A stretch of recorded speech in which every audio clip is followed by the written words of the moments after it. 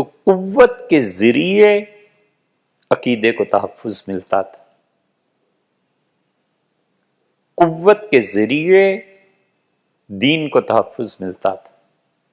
وہ قوت بھی نہ رہی،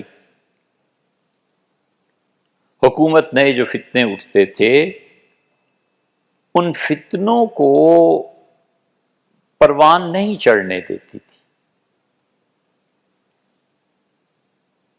کیونکہ حکومت یہ فرض سمجھتی تھی کہ فرد کی جان، یہ 5 چیزیں بنیادی طور پہ حکومت کے فرائض میں شامل ہے، یہ شریعت نے ہی بتایا کہ فرد کی جان، اس کا مال، اس کا نسب، اس کا دین اور اس کی عقل، یہ 5 چیزوں کی ذمہ دار حکومت ہے۔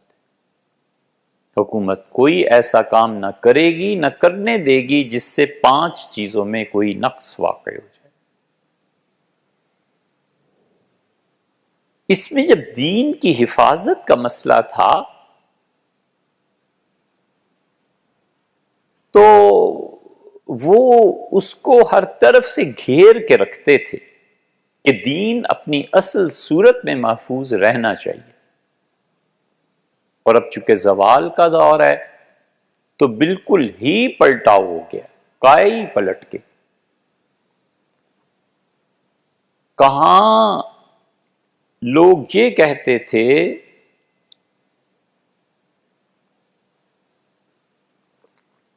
یہ مولانا عبدالعزیز صاحب پرہاروی رحمۃ اللہ نے ایک جگہ لکھا ہے، یہ ایک جملہ کسی مولوی کے پاس لے جاؤ اور آج جو پڑھے لکھے ان سے کہو اس جملے کا مطلب حضرت سمجھا دیں، اور سمجھا دیں تو دوبارہ علم کی سند حضرت کو دی جائے۔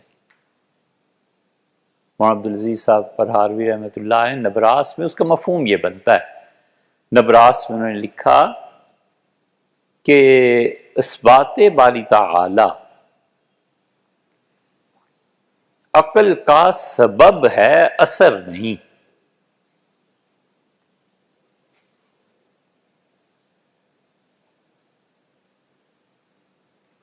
بیٹھے رہو۔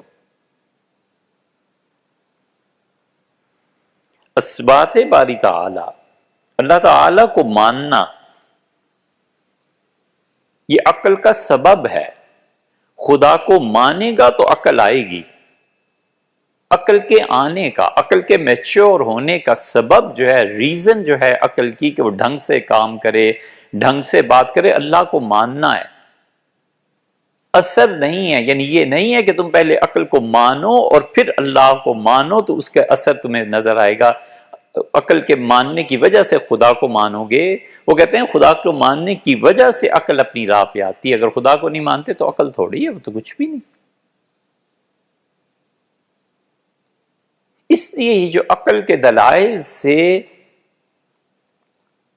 اثبات باری تعالیٰ کی کوششیں کرتے رہتے ہیں نا، ٹھیک ہے، ہوتا ہی ہے، شروع سے چلا آیا عقلی دلائل سے، لیکن ایک حد ہے، بس اس سے زیادہ بات نہیں کی جا سکتی، اس لیے کہ دلائل سے عقل انسانی خدا جیسی ذات کی اور صفات کی بحث کرے، سبحان اللہ، یہ تو بالکل ایسے ہے جیسے ابن خلدون کے بقول کہ وہ سنار کا ترازو لے کے اور دنیا کے سب سے بڑے پہاڑ کو تولنے چلیں،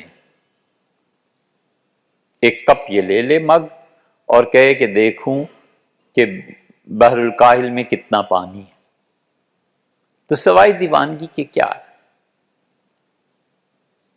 علامہ اقبال سے کسی نے پوچھا کہ اللہ کے ہونے کی دلیل،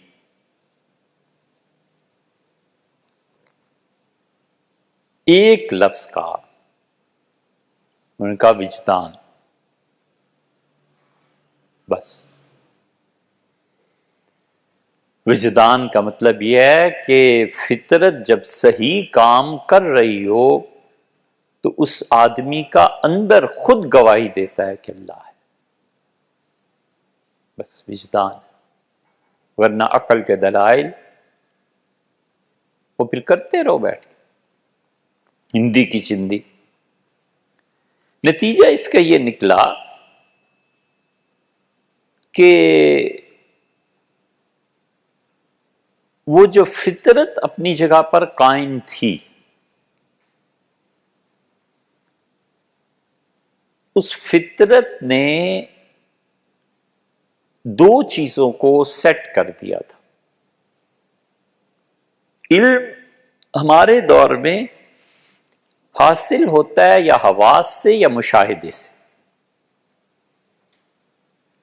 اور کوئی ذریعہ نہیں رہ گیا،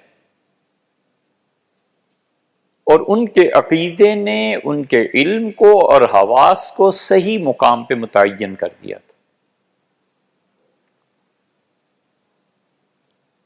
حواس صحیح کام کرتے تھے، چھٹی حس بھی صحیح کام کرتی تھی، خواب بھی ٹھیک آتے تھے، اور اللہ سے ملنے کا شوق اور خدا کی زیارت یہ اتنی غالب تھی کہ لوگ اس شوق میں مجذوب ہو جاتے تھے۔ اب کوئی مجذوب بھی نظر نہیں آتا، شہروں کے شہر پھر جاؤ، مجذوبوں سے بھی خالی ہو گئے۔ وہ جذب اتنا کامل تھا کہ خدا کی تجلیات پڑتی تھیں، اس طلب پہ سیرابی کی جاتی تھی، اور وہ آدمی اپنے حواس سے نکل جاتا تھا۔ یہ چیز ہوتی تھی اور وہ بھی نہ رہی۔ یہ حال ہے۔ حواس اور مشاہدے سے علم حاصل کرتے ہیں۔ وہاں ایک تیسرا، حواس اور مشاہدے سے بھی کہیں بلندتر انسانوں کا وہ یقین تھا جو وحی کی بنیاد پہ بنا تھا۔ اس لیے ہمارا نظام تعلیم ایسا سیٹ ہو گیا ہے کہ اس میں حواس اور مشاہدہ بس دو چیزیں رہ گئی ہیں، اور اسی وجہ سے نہ عقیدہ مؤثر ہوا ہے فرد پر اور نہ اجتماع پر، کیونکہ عقیدے میں حواس کے ذریعے علم کو حاصل کرنا نہیں ہے۔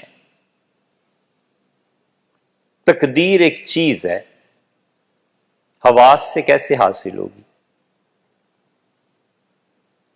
اللہ تعالی کی ذات، اس پہ ایمان،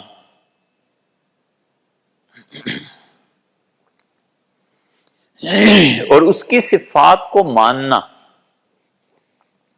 یہ سب چیزیں ایک فرد کو وجدان کے ذریعے حاصل ہوں، اس کو جو وحی کی بنیاد ہے اس کے ذہن میں اس پہ حاصل ہوں تو ہوں، وگرنہ حواس اور مشاہدہ کیا کرے؟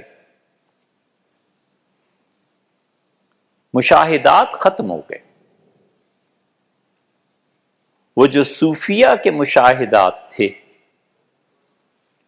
حضرت مجدد رحمۃ اللہ علیہ نے اپنے مکتوبات میں بہت ذکر کیا ان مشاہدات کا، اور یہ جو مجددی نقش بندی ہیں، ان کے مشاہدات میں بڑی طاقت تھی۔ وہ مشاہدات بھی ختم ہو گئے،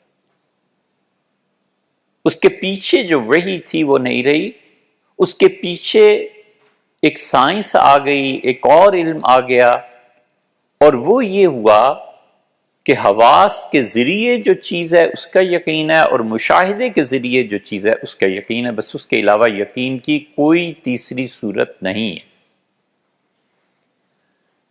جب عروج تھا تو وہ یقین کی ایک تیسری چیز وہ فرد کے عقیدے میں بھی تھی، عمل میں بھی تھی، اور اس کے اخلاقیات میں بھی تھی۔